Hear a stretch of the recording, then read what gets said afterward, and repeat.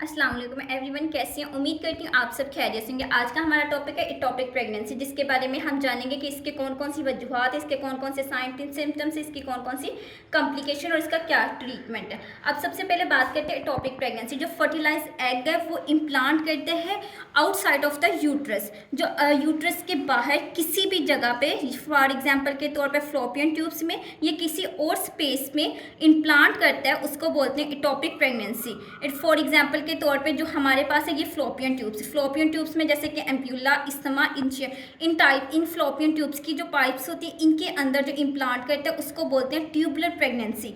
जो 5% चांसेस होते हैं वो होते हैं सर्विस में हो सकती है, ओवरीज में हो सकती है या एब्डोमन में हो सकती है। इसको बोलते हैं एटोपिक प्रेगनेंसी, जो आउटसाइड्स पे किसी भी जगह पे लोकेट कर जाती है। उसके अब काजेज जानते हैं कि इसकी कौन कौन सी वजूहत है। हार्मोनल इम्बैलेंस हो जाना या प्रीवियस एटोपिक प्रेगनेंसी या फ्लोपियन ट्यूब्स का डैमेज हो जाना या इन्फेक्शन के तौर पर एज लाइक गोनोरिया होगी या SID sexual transmitted disease. Fertility treatment जो हम कुछ लोग जो होते हैं फर्टिलिटी के लिए ट्रीटमेंट लेते हैं, उससे भी चांसेस होते हैं कि एटोपिक प्रेगनेंसी हो जाती है कि या फिर स्मोकिंग की वजह से, या मे बी स्मोकिंग जो पेशेंट या फीमेल स्मोकिंग या ड्रग्स वगैरह का यूजेस करती हैं उससे भी एटोपिक प्रेगनेंसी हो सकती है। जैसे कि ये हमारे पास ओवरी से जो एग है वो फर्टिलाइज होता होता गुजरता है कि जो पाइप है, इसकी जो लाइंस है, इसमें डैमेज हो जाए किसी भी चीज़ से, ये जिसको आगे इंडेक्ट ना होने दे, जिसकी वजह से एटोपिक प्रेगनेंसी हो जाती है। इसकी कॉम्प्लिकेशंस जानते हैं कि इसकी कौन कौन सी कॉम्प्लिकेशंस है। कॉम्प्लिकेशन में ट्यूबुलर रप्चर्स हो सकती है,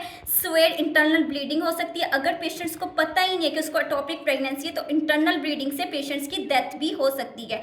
इसमें हेमरेज हो सकती है और मल्टी ऑर्गन्स फेल हो सकते हैं। अब इसके साइन सिम्टम्स में आते हैं कि इसमें कौन कौन से साइन सिम्टम्स आते हैं। साइन सिम्टम में एब्डोमिनल पेन हो सकती है, विजाइनल ब्लीडिंग हो सकती है, डेजीनेस हो सकती है, फिटनेस, शोल्डर पेन्स हो सकती है और पीरियड्स का ना आना। ये सारे इसके साइन सिम्टम, और मोस्टली का ऐसा होता है कि कोई भी साइन सिम्टम प्रेजेंट नहीं होता। और ऐसा ये प्रेगनेंसी देखने में बिल्कुल नॉर्मल होती है कि यूरिन टेस्ट पॉजिटिव आता है, सारा कुछ ठीक होता है। मॉर्निंग साइन सिग्नल जो होते हैं वो प्रेगनेंसी वाले होते हैं, लेकिन इसका अर्ली चेक करवाना बहुत ज़रूरी होती है। अगर पेशेंट्स को ये सारे साइन सिम्टम्स अवेलेबल हो तो उसके लिए ज़रूरी है कि वो डॉक्टर के पास जाके बीटा एचसीजी टेस्ट करवाए। Beta HCG blood test serum जो होता है, इससे वो जो टेस्ट है वो पता चल जाता है कि उससे कि क्लियरली तौर पे कि ये एटोपिक प्रेगनेंसी है या नहीं है। और उसके बाद अल्ट्रासाउंड में गेस्टेशन सैक वाज़ा कभी होता है कभी नहीं होता, उसके लिए भी पता चल जाता है कि उसमें एटोपिक प्रेगनेंसी है या नहीं है। और उसके बाद हम इसके ट्रीटमेंट में अगर अर्ली ट्रीटमेंट किया जाए तो इसमें हम मेटोट्रेजिया इंजेक्शन दिया जाता है, जिससे एम्ब्रियो की जो ग्रोथ है उसको रोक दिया जाता है। अगर अर्ली स्टेज में ना पता चले तो इसमें सर्जरी बाद में लैप्रोस्कोप की या लेप्रोटमी, जो डिफरेंट टाइप्स की सर्जरीज होती है, वो उसके ज़रिए ही ट्यूब्स को निकाल के रिमूव आउट करके इसका ट्रीटमेंट किया जा सकता है। आई होप आपको ये हमारा टॉपिक पसंद होगा।